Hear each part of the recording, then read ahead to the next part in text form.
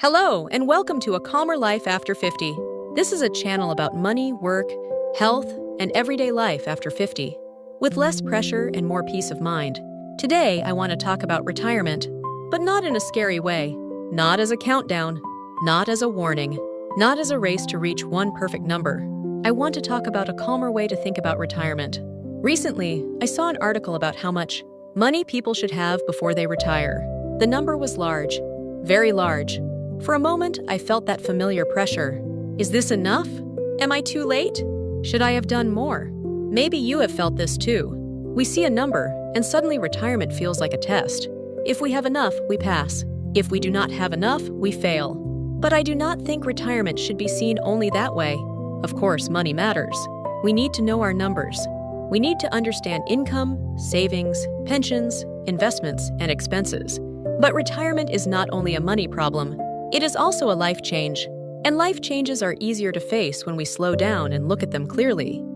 Many people think of retirement as one big day, the last day of work, the day income changes, the day life becomes different.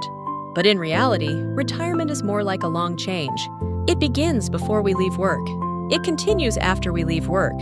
And for many people, it changes again over time. Some people stop working completely. Some people work part-time. Some people change jobs. Some people start small projects. Some people help family. Some people need more rest than they expected. There is not only one shape of retirement. This is important, because if we believe there is only one correct way, we may feel afraid when our life does not match it. A calmer question is not, am I ready for retirement? A calmer question is, what kind of next stage might fit my real life? That question gives us more space. When I look at numbers, I like to begin with the monthly picture.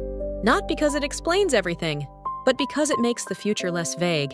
A big retirement number can feel too far away. It may feel impossible to understand. But a monthly number is closer to daily life. How much does your normal month cost?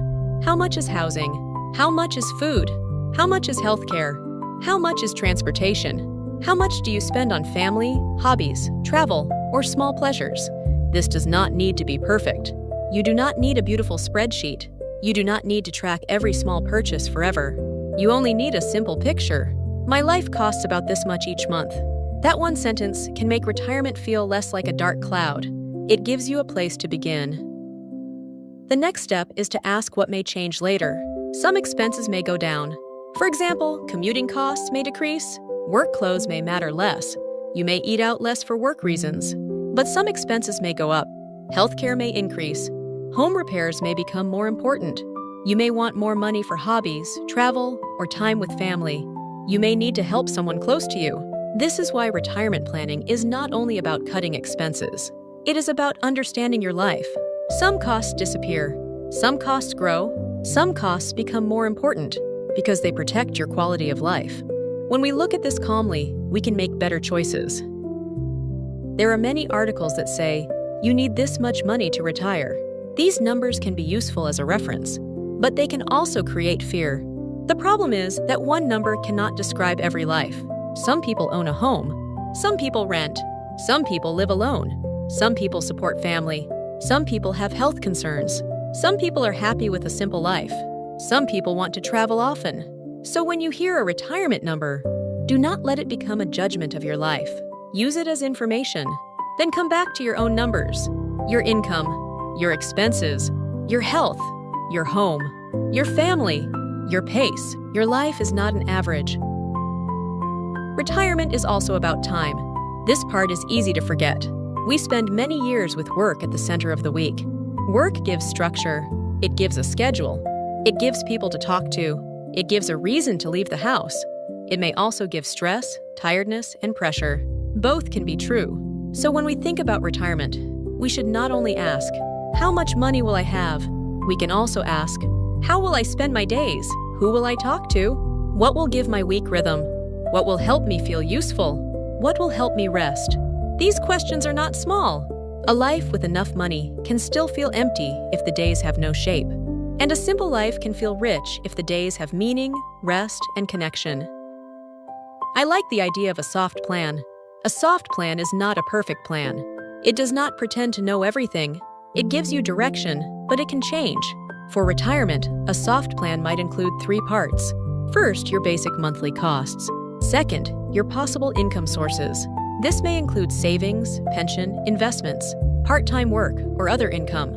Third, the life you want to protect. For example, I want to stay healthy. I want to keep seeing my family. I want a quiet home. I want to keep learning. I want enough space to rest. This kind of plan is simple, but it is also human. It does not turn your whole life into a number. It connects the numbers to the life they are meant to support. If retirement feels heavy, do not try to solve everything today. Choose one small step. Write down your normal monthly costs, or list your possible income sources, or write 3 things you want to protect in the next stage of life. That is enough for today. Retirement does not need to be a panic word. It can be a slow conversation with your future life. Not everything will be clear at once, but each small piece of clarity helps. After 50, we do not need to have a perfect retirement plan. We need to know where we are, what may change, and what kind of life we want to protect. That is a calmer place to begin. No rush, no pressure, just the next calmer step.